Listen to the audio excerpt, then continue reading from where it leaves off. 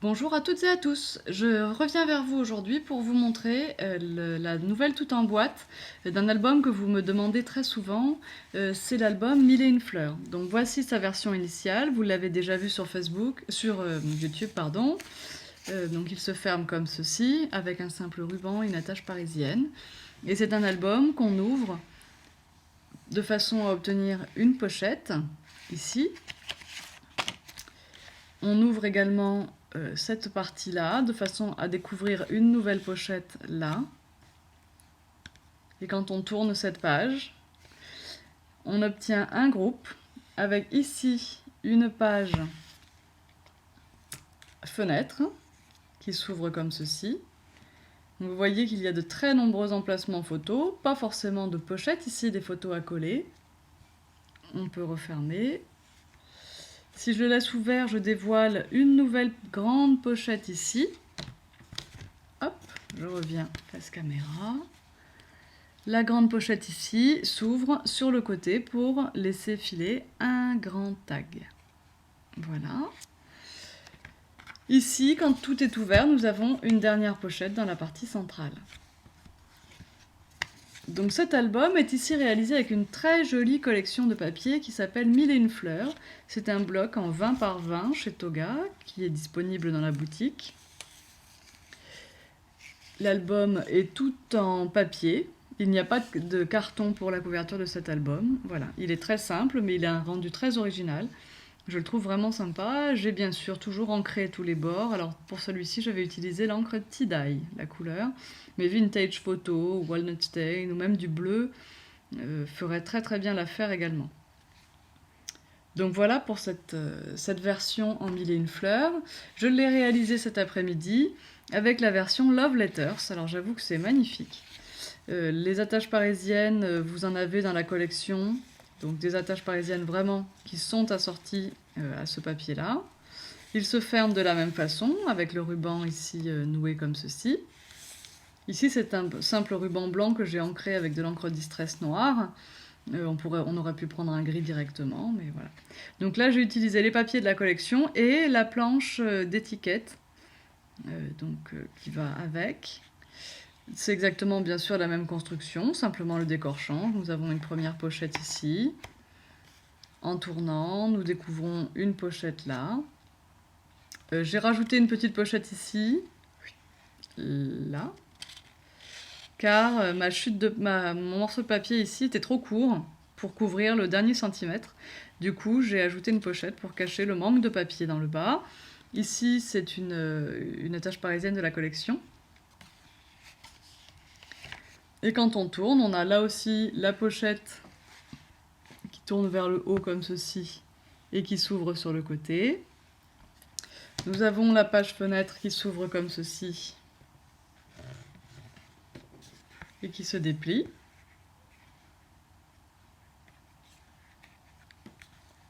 Et nous avons ici la dernière pochette de l'album.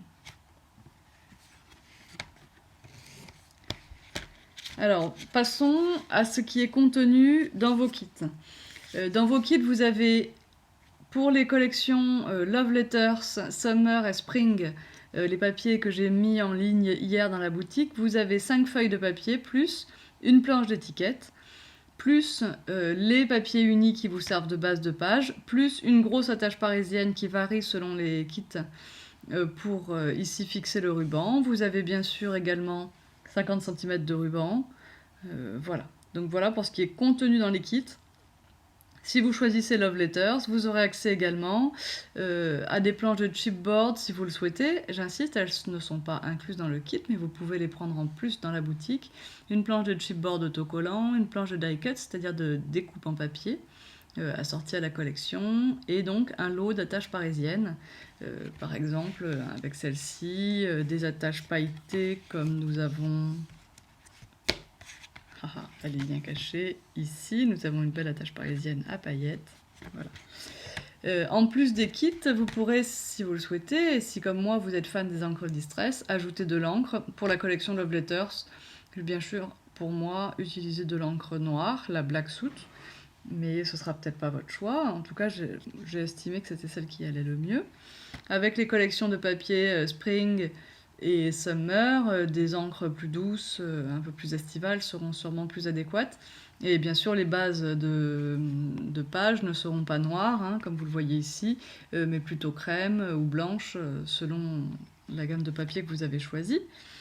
Donc, bien sûr, quand vous achetez le kit, vous pouvez vous bénéficier du tuto, donc de l'explication en format PDF. Je n'ai pas fait de vidéo technique pour cet album-là, car il est plus simple que les précédents. Mais dans les explications, vous avez toutes les dimensions à couper.